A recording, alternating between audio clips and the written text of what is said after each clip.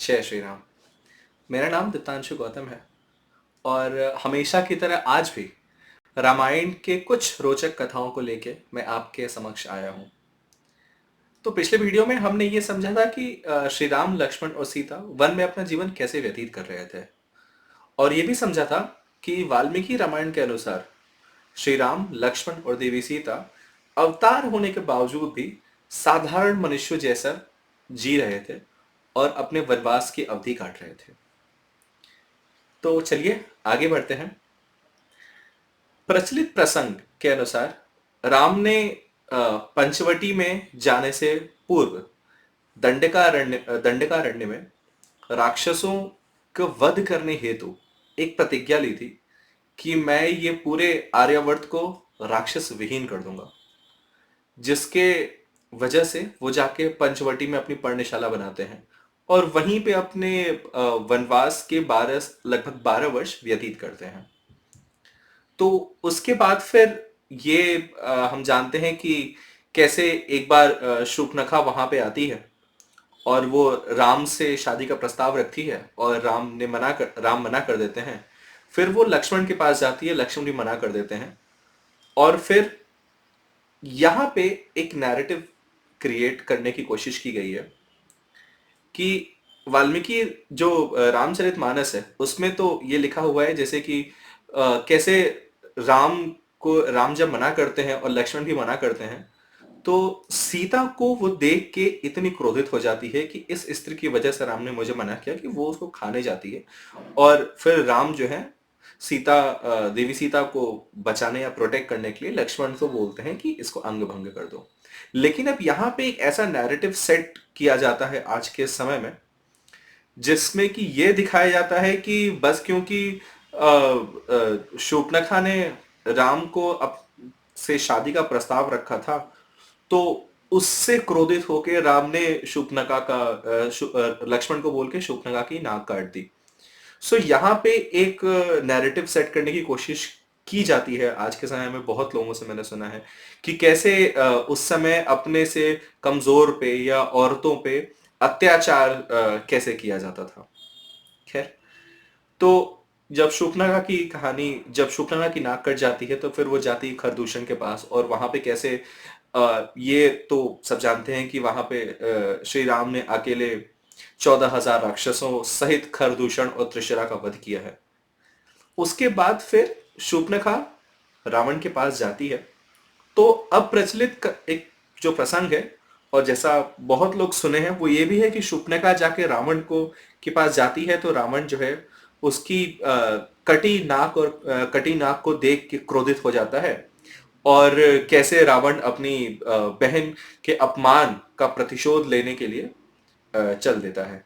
तो यहाँ पे भी एक चीज एक यहाँ पे भी बहुत एक नैरेटिव एक तरीके से सेट किया जाता है कि रावण ऐसा लोग बोलते हैं कि रावण कितना ही अच्छा भाई था कि अपनी बहन के अपमान का प्रतिशोध लेने के लिए उसने अपना जीवन और लंका का ऐश्वर्य को दांव पे लगा दिया था, है ना।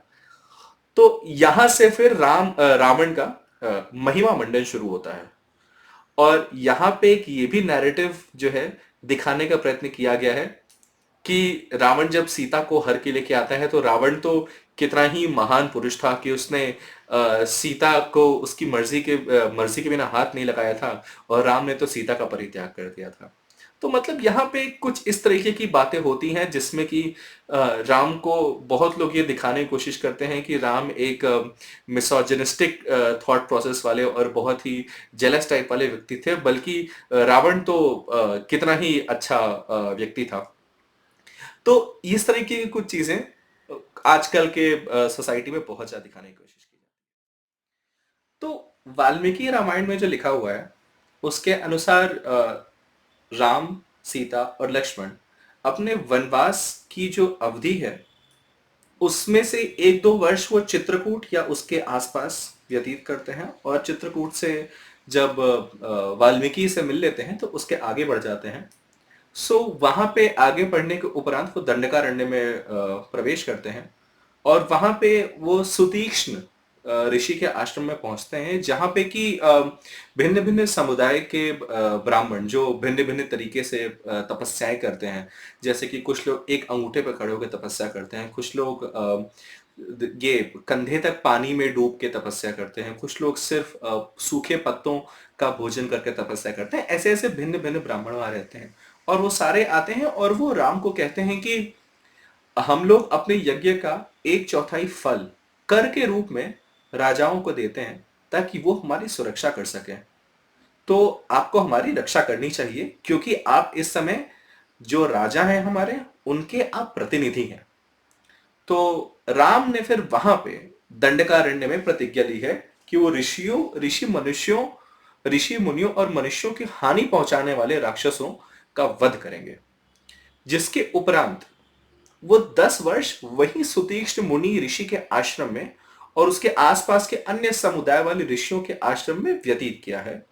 और ऐसा करते करते उन्हें 10 वर्ष बीत गया है। तो पहली चीज तो ये देखने को मिलती है कि वाल्मीकि रामायण में ये कहा गया है कि वो 10-12 साल पंचवटी में नहीं गुजारे हैं, बल्कि 10 वर्ष तो उन्होंने सुतीक्ष्ण मुनि ऋषि के आश्रम में गुजारा है। वहां से उसके उपरांत वो फिर अगस्त मुनि के आश्रम में जाते हैं, जहां पे श्री राम को ऋषि अगस्त ने वैष्णव धनुष, बहुत से अस्त्र शस्त्र और कवच दिए हैं। और अगस्त मुनि की पत्नी लोपामुद्रा ने देवी सीता को गहने और जेवर दिए हैं। उसके बाद श्री राम अगस्त मुनि को पूछते हैं कि अब हम यहां से कहां जाएं। तो श्री राम ने जो प्रतिज्ञा ली थी उसको मन में रखकर अगस्त मुनि उन्हें पंचवटी जाने का आदेश देते हैं और बोलते हैं कि आप वहीं जाके रहिए। तो अब जब वो लोग पंचवटी पहुंचते हैं तो वाल्मीकि रामायण के अनुसार वो 12वें वर्ष या आई थिंक 13वें वर्ष के समाप्त होने की स्थिति पहुंच चुकी है। तो वहां पे हेमंत ऋतु आ चुकी है, और जिसका बहुत ही प्रॉपर डिस्क्रिप्शन वहां पे दिया है, जैसा वहां पे लक्ष्मण समझा रहे हैं कि हेमंत ऋतु में क्या क्या होता है। तो अब उस समय कुछ समय बीत जाने के बाद वहां पे शूर्पणखा आती है। तो अब यहाँ पे तो कहानी इतनी ठीक है कि वहां पे राम लक्ष्मण के पास वो जाती है। फिर राम लक्ष्मण जब मना करते हैं तो सीता को खाने जाती है, जहां पे राम के कहने पे लक्ष्मण उसकी नाक काट देते हैं। तो उसके बाद वहां पे फिर जब शूर्पणखा जाती है और खरदूषण को बोलती है, तो वहां पे श्री राम ने पहले तो 14, उसके बाद फिर 14,000 राक्षसों का अकेले वध किया है। अब यहां तक तो कहानी सब कुछ सेम है, बहुत कुछ भी डिफरेंस ज्यादा नहीं है। अब क्या होता है, अब यहां से शूर्पणखा जाती है लंका, जहां पे राक्षस राज रावण का कैपिटल है। अब वहां पे उसके जाने से पहले एक और राक्षस का यहां पे जिक्र किया गया है, अकंपन, जो रावण को राम के प्रभाव का वर्णन करता है और वहां पे खरदूषण के वध का समाचार उसको देता है। तो शूर्पणखा के पहुंचने से पहले रावण को पता रहता है कि वध हो चुका है। और उसके बाद अकंपन वहां पे रावण से बोलता है कि वहां पे जो राम है, उनकी जो भार्या है सीता, वो जगत सुंदरी है और वैसी सुंदर स्त्री त्रिलोक में कहीं नहीं है। और वो कहते हैं कि वो आपके पास होनी चाहिए, और वो तभी हो सकता है जब राम ना रहे। लेकिन राम को युद्ध में जीत पाना संभव नहीं लगता है। तो यदि आप, मतलब रावण, उनकी भार्या को हर लाएं, तो राम वियोग में प्राण त्याग देंगे। तो रावण को यह बात अच्छी लगती है और वो जाता है मारीच के पास और मारीच से कहता है कि हमें सीता को हर लेना चाहिए। जहां पे मारीच उन्हें फिर समझाता है कि ऐसा करने की कोशिश भी मत कीजिए, राम से बैर करना समूचे राक्षस जाति को काल के मुंह में ढकेलने जैसा है। इसलिए मैं आपसे यही बोलूंगा कि आप अपने यहाँ पे जहां रहते हैं लंका में शांति से स्त्रियों के साथ आप सुखपूर्वक रहिए और राम को वहां रहने दीजिए, क्योंकि राम तो वैसे भी यहाँ नहीं आने वाले हैं। तो रावण को लगता है हाँ ठीक है, क्यों दुश्मनी करना। तो वो लौट जाते हैं, रावण लौट जाता है। फिर उसके बाद शूर्पणखा आती है और रावण ने पूछता है कि ये क्या हुआ है। तो वहां पे शूर्पणखा जो है ये नहीं कहती है कि उन लोगों ने, मतलब मैंने ये शादी का प्रस्ताव रखा था तो उन्होंने मेरी नाक कान काट दी। वो ये कहती है कि पंचवटी में तुम्हारे जन्मस्थान में दो कुमार और एक स्त्री हैं। वो स्त्री ब्रह्मांड की सबसे सुंदर स्त्री है। उसके बाद उसने सीता जी के उत्कृष्ट सुंदरता का अनुपम व्याख्या की है और कहती है कि मैं उस स्त्री को तुम्हारे लिए लाने गई थी और मैंने ये सोचा कि वो स्त्री अगर तुम्हारे पास रहेगी तो बहुत अच्छा होगा, क्योंकि उस स्त्री के बिना तुम्हारा ये राज्य मुझे मरकट जैसा दिखता है। और वो स्त्री इतनी सुंदर है कि जो व्यक्ति उसका आलिंगन कर ले उसको दुनिया के सारे सुख मिल सकते हैं। लेकिन उन दोनों कुमारों ने मेरी यह हालत कर दी। वो तुम्हारी भार्या होनी चाहिए, तो इसलिए तुमको उसको लेके आना चाहिए, तुमको उसको अपने पास लेके आना चाहिए। अब यहाँ पे सोचने वाली बात यह है कि शूर्पणखा ने यहाँ झूठ क्यों बोला? उसको झूठ बोलने की आवश्यकता पड़ी ही क्यों? वो सच भी तो बोल सकती थी, लेकिन नहीं, उसने झूठ बोला। अच्छा, और एक और बात यहाँ पे ये है कि जब वो रावण को ये सब बता रही है, जब वो सीता के बारे में सीता के बता रही है कि उनके आंख ऐसे, बाल ऐसे, ये वो सब सब बता रही है, तो रावण उस समय काम संतप्त हो चुका है। और ऐसा लिखा हुआ है कि उसका पूरा शरीर काम में मथ के कांपने लगता है और वो पूरा एकदम सीता सीता ही करने लगता है। अंदर से वो बोलता है कि सीता तो मुझे चाहिए। तो शूर्पणखा ने ऐसा इसलिए बोला बिकॉज वो कदाचित अपने भाई को जानती थी कि वो सिर्फ मेरे अपमान के लिए या फिर खरदूषण और त्रिशरा के वध के लिए कुछ नहीं करेगा। और ऐसा नहीं है कि शूर्पणखा रावण को जानती नहीं थी, शूर्पणखा रावण से अभी मिली थी। वो कदाचित ये भी जानती थी कि उसने बहुत सारी स्त्रियों का पहले भी अपहरण किया है, सीता पहली नहीं है। तो इसलिए मुझे लगता है कि वो झूठ बोली थी। और रावण ने, अच्छा ये तो एक चीज है कि शूर्पणखा ने यहाँ पे रावण को कैसे उत्तेजित किया कि जाके तुम सीता का हरण करके लाओ। तो अब रावण की जो कुछ कैरेक्टर्स है वो भी रामायण में बहुत विस्तृत विस्तृत ढंग से लिखा हुआ है। रावण ने अपने जीवन काल में कितनी ही स्त्रियों के साथ जबरदस्ती और बलात्कार किया है। रावण ने बहुत सारी स्त्रियों का अपहरण किया है। और रामायण में तो स्पेसिफिकली तीन स्त्रियों का वर्णन आता है, वेदवती, रंभा और पुंजिकस्थला। सो वेदवती एक विष्णु भक्त थी जो विष्णु यज्ञ में लीन थी।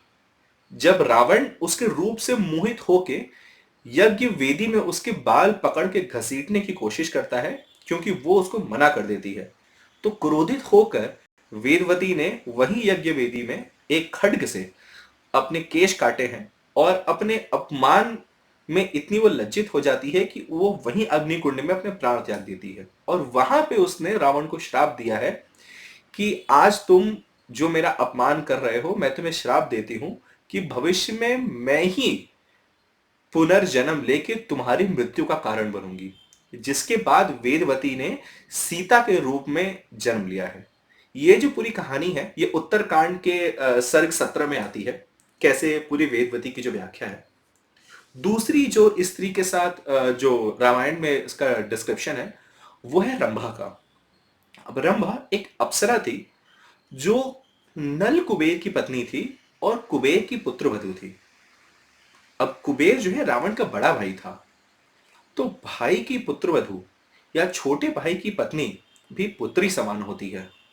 और रावण ने जब रंभा से समागम का प्रस्ताव रखा था तो रंभा ने बहुत ही विनम्र तरीके से बोला था कि मैं आपकी पुत्र वधू हूं। तो भी रावण इतना ज्यादा अहंकारी और इतना ज्यादा लोभी था कि ये सब बताने के बाद भी उसने जबरदस्ती रंभा के साथ समागम किया था, जिसके बाद नल कुबेर ने उसको श्राप दिया था। ये कहानी भी रंभा की उत्तरकांड में ही आती है। सर्ग 26 में इसका डिस्क्रिप्शन है। तीसरी जो है वो पुंजिकस्थला नामक एक अप्सरा थी। ये पुंजिकस्थला जो अप्सरा थी इसकी तो स्वयं कहानी रावण ने युद्ध कांड में बताई है कि पुंजिकस्थला नाम की जो अप्सरा थी वो ब्रह्मलोक में ब्रह्मा जी से मिलने जा रही थी। रावण ने उसको देख के कामोन्मद होके उसके साथ भी जबरदस्ती की थी, जिसके बाद ब्रह्मदेव क्रोधित होकर उसको ये श्राप देते हैं कि अगर उसने किसी भी स्त्री के साथ जबरदस्ती की तो उसके सर के 100 टुकड़े हो जाएंगे और उसकी तत्क्षण मृत्यु हो जाएगी।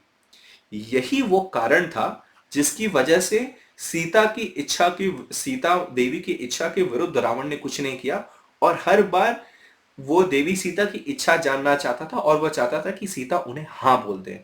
और जब सीता उन्हें हाँ नहीं बोलती हैं तो फिर रावण बोलता कि अगर तुमने 1 महीने में मेरी बात नहीं मानी तो मैं तुम्हें कच्चा खा जाऊंगा। और उसमें तो वाल्मीकि रामायण में तो ये तक लिखा है कि रावण कहता है कि अगर तुम 1 महीने के अंदर मेरे बिस्तर पे नहीं आई तो मैं तुम्हें जिंदा खा जाऊंगा।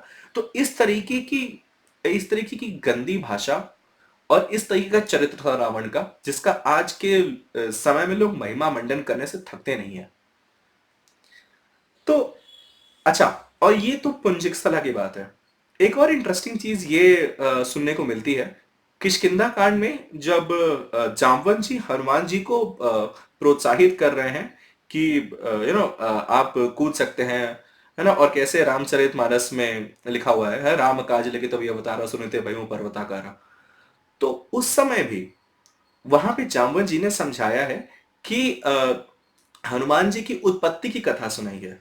तो उन्होंने बताया है कि पुंजिकस्थला नाम की जो एक अप्सरा है, वो दुर्वासा ऋषि के श्राप के कारण उसने धरती पे जन्म लिया था, जो वानर राज केसरी की पत्नी अंजनी के नाम से विख्यात हुई थी, जिनके पुत्र तुम हो महाबली हनुमान।